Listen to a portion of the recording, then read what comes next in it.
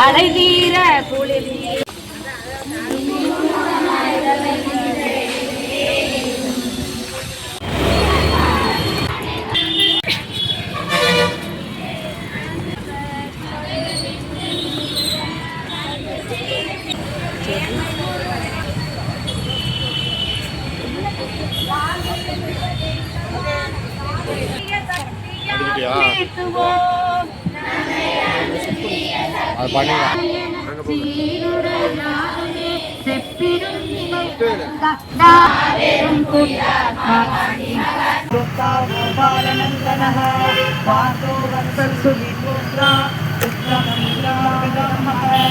वसुदेवसुतं देवं कंसचाणूरमर्दनं देवकी परमानन्दं कृष्णं वन्दे जगद्गुरुं भीष्मगावान् लभते ज्ञानं तत्परः संयतेन्द्रियः ज्ञानं लब्ध्वा परां शान्तिम् असिरेणाधिगच्छति.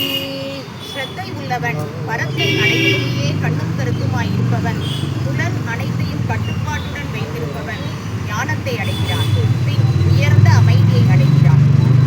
மத்தேயு 5ஆம் அதிகாரம் 1 முதல் 10 வரை. அவர் திரளான ஜனங்களை கண்டு மலையின் மேல் ஏறினார். அவர் உட்கார்ந்த பொழுது அவருடைய சீஷர்கள் அவரிடத்தில் வந்தார்கள். அப்பொழுது அவர் தமது வாயை திறந்து அவர்களுக்கு உபதேசித்து சொன்னது என்னவென்றால், ஆவியில் எளிமையுள்ளவர்கள் பாக்கியவான்கள், பரலோக ராஜ்யம் அவர்களுடையது. துயரப்படுகிறவர்கள் பாக்கியவான்கள், அவர்கள் ஆறுதல் அடைவார்கள். அவர்கள் இரக்கம் பெறுவார்கள். இருதயத்தில் சுத்தமுள்ளவர்கள் பாக்கியவான்கள், அவர்கள் தேவனை தரிசிப்பார்கள். சமாதானம் பண்ணுகிறவர்கள் பாக்கியவான்கள். அர்-ரஹ்மானிர் ரஹீம் மாலிக் யௌமித்தீன் இய்யாக நஅபுது வ இய்யாக நஸ்தஈன் இஹ்தின ஸிராத்தல் முஸ்தகீம் ஸிராத்தல் லதீன அன்அம்த அலைஹிம் கைரில் மக்லூபி அலைஹிம் வலல்லாலீன் ஆமீன். பொருள்: அனைத்து புகழும் இறைவனுக்கே. அவன் அகிலங்கள் அனைத்தையும் படைத்து பரிபக்குவப்படுத்துபவன், அளவற்ற அருளாளன், நிகரற்ற அன்புடையோன், நியாய தீர்ப்பு நாளின் அதிபதி. உன்னையே நாங்கள் வணங்குகிறோம். மகாத்மா காந்தி நேர்மை, தூய்மை, எளிமை ஆகியவற்றின் உறைவிடமாக திகழும் மகாத்மாவை பற்றிய ஓரிரு நிகழ்வுகள். 1890ஆம் ஆண்டு தென்னாப்பிரிக்காவில் கரும்பு சாகுபடி மற்றும் சர்க்கரை உற்பத்தி செய்வதற்கு ஐரோப்பியர்கள் முடிவு செய்தாங்க. அப்போ இந்தியாவிலிருந்து ஒப்பந்தத்தின் மூலியமாக தொழிலாளர்களை தென்னாப்பிரிக்காவுக்கு கூட்டிகிட்டு போகிறதுக்கு முடிவு பண்ணாங்க.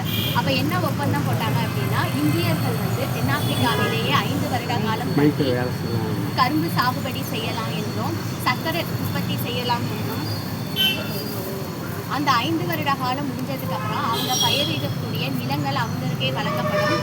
மேலும் அவங்க 5 வருட கால ஒப்பந்தம் முடிஞ்சதுக்கு அப்புறம் அங்கேயே தங்கலாம் அப்படின்னா அவங்க அங்கேயே தங்கிக்கலாம் அப்படின்னு சொல்லி ஒப்பந்தம் பண்ணி இந்தியாவிலிருந்து நிறைய தொழிலாளர்களை தென்னாப்பிரிக்காவுக்கு அழைச்சிட்டு போகிறாங்க. அவை பற்றி பேச வாய்ப்பளித்த பள்ளி நிர்வாகத்திற்கும் தலைமை ஆசிரியர்களுக்கும்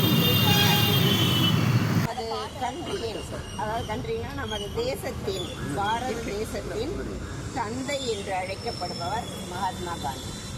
அவரின் இயற்பெயர் மோகன்தாஸ் கரம்சந்த் காந்தி. ஆனாலும் மகாத்மா அப்படின்னு ஒரு உயரிய சொல்லால் ஏன் அழைக்கப்பட்டார்னா, நம்ம தேசத்திற்கு அகிம்சை வழியில் போராடி சத்தியத்தை முன்னிறுத்தி சுதந்திரம் வாங்கித்தர மிக பெரிய போராட்டம் நடந்தது. காந்தியினுடைய நினைவு நாள். அவர் விட்டு சென்ற சில பாதைகளை நாம் அடைகிறோம். அவருடைய வாழ்க்கையில் வாய்மை, அகிம்சை, எளிமை, அதில் எதிராக நடத்தி நடக்கும். நீங்கள் சாதி சமயமற்ற இந்தியாவை உண்டாக்கும். குறிப்பாக சேவாசங்க பெண்கள் மேல்நிலைப்பள்ளி காந்தி பிறந்த தேதியும் காந்தி சர்வோதயமும் கண்டிப்பாக தூக்கத்திலையும் லாபம் வரும். உண்டா இல்லையா? ஏன்னா அந்த 2 தினங்களும் என்ன செய்கிறோம், பள்ளிக்கூடத்துலேருந்து காந்தி படத்தை எடுத்துட்டு வெளியெல்லாம் பாட்டு பாடி இந்த கூட்டத்தில் சர்வமத பிரார்த்தனை பண்ணி மனசார ஒவ்வொரு மாணவிகளும் மனசார இது தெய்வ இடமா நினைச்சு ஒவ்வொரு மாணவிகளும் ஒவ்வொரு ஆசிரியர்களும் அவரவர்களுக்கு வேண்டிய பிரார்த்தனைகளை வேண்டினால் கண்டிப்பாக நடக்கும். நான் அதை ஒரு கோவிலாக நினைத்துதான் நான் என்னுடைய வேலை காலத்திலும் இப்போது ரிட்டையர்ட் ஆனவரை நான் வந்து சொல்லிட்டாங்க நேர்மை இதெல்லாம். இல்லை எங்கள் குடும்பத்துலேயும் என்னோடய அம்மா பேர் கஸ்தூரிபாய். எங்கள் தாத்தா வந்து திருச்சிராப்பள்ளிக்கு வந்தப்போ காந்திக்கு டிரைவராக இருந்திருக்கிறாங்க. சர்வோதயாவில் வேலை பார்த்தாங்க.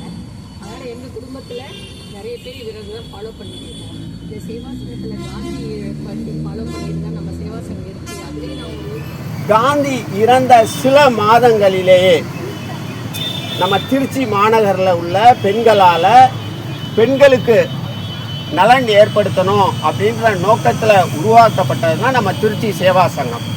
அந்த திருச்சி சேவா சங்கத்தோட அங்கமாக நம்மெல்லாம் இருக்கோம். நம்ம காந்திஜியோட கொள்கைகளில் எல்லாற்றையும் பின்பற்றலை அப்படின்னாலும் ஒரு சில கொள்கைகளாவது பின்பற்றணும்னு கேட்டுக்கொண்டு விடைபெறுகிறேன். வந்த காந்தி மகாத்மா நீ வாழ்க வாழ்க. காந்தியை போல் காட்டாட உலகம் தலைவீர குளிர்